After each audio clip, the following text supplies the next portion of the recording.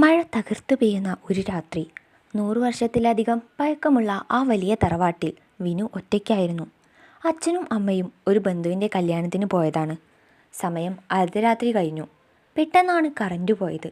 പുറത്ത് കോരിച്ചൊരിയുന്ന മഴയുടെയും കാറ്റിൻ്റെയും ശബ്ദം മാത്രം. വാതിലിൽ ആരോ മുട്ടുന്ന ശബ്ദം കേട്ടു. വിനു ഫോണിൻ്റെ ടോർച്ച് ഓൺ ചെയ്ത് വാതിലിനടുത്തേക്ക് നടന്നു. അവൻ അവിടെ നോക്കിയപ്പോൾ ആരെയും കണ്ടില്ല. അവൻ തിരികെ മുറിയിലേക്ക് നടക്കാൻ തുടങ്ങിയപ്പോൾ വീടിനുള്ളിൽ എവിടെയോ നിന്നോ രൂക്ഷമായ മുല്ലപ്പൂവിൻ്റെ ഗന്ധം വരാൻ തുടങ്ങി.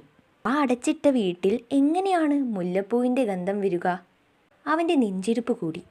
അപ്പോഴാണ് വീടിൻ്റെ മുകളിലത്തെ നിലയിൽ നിന്ന് ആ ശബ്ദം കേട്ടത്. ആരോ നടക്കുന്ന ശബ്ദം, ഒപ്പം ചിലങ്ക കുലുങ്ങുന്ന താളവും. ശബ്ദം കോണിപ്പടികൾ ഇറങ്ങി താഴേക്ക് വരികയാണ്. വിനു ശ്വാസമടക്കി പിടിച്ച് മരവിച്ചു നിന്നുപോയി. ഫോണിലെ ചെറിയ വെളിച്ചത്തിൽ അവൻ അത് കണ്ടു. കോണിപ്പടിയുടെ അവസാനത്തെ പടിയിൽ വെള്ള സാരിയെടുത്ത ഒരു രൂപം. അവളുടെ നീണ്ട മുടി അഴിഞ്ഞു കിടന്നിരുന്നു. ഏറ്റവും ഭയാനകമായ കാര്യം അവളുടെ കാലുകൾ നിലത്ത് മുട്ടുന്നില്ലായിരുന്നു എന്നതാണ്. അവൾ പതിയെ വിനുവിൻ്റെ നേരെ തലയുയർത്തി നോക്കിയപ്പോൾ മുഖമില്ലായിരുന്നു. കണ്ണുകൾക്കും മൂക്കിനു പകരം മാംസം അഴുകി വലിയ ഇരുണ്ട കുഴികൾ മാത്രം.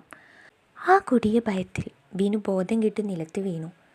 പിറ്റേന്ന് രാവിലെ അച്ഛനും അമ്മയും വന്ന് വാതിൽ തട്ടിയപ്പോഴാണ് വിനുവിന് ബോധം വന്നത്. ഉള്ളിൽ നിന്ന് തന്നെ ഭദ്രമായി പൂട്ടിയിട്ടിരിക്കുകയാണ്. താൻ കണ്ടതെല്ലാം ഒരു ദുസ്വപ്നമാണെന്ന് വിനു ആശ്വസിക്കാൻ ശ്രമിച്ചു. പക്ഷേ അവനെ വീണ്ടും ഭയപ്പെടുത്തിക്കൊണ്ട് അവൻ കിടന്നിരുന്നതിന് ചുറ്റും നിലത്ത് വെള്ളം നിറഞ്ഞ ചില കാൽപ്പാടുകൾ ഉണ്ടായിരുന്നു.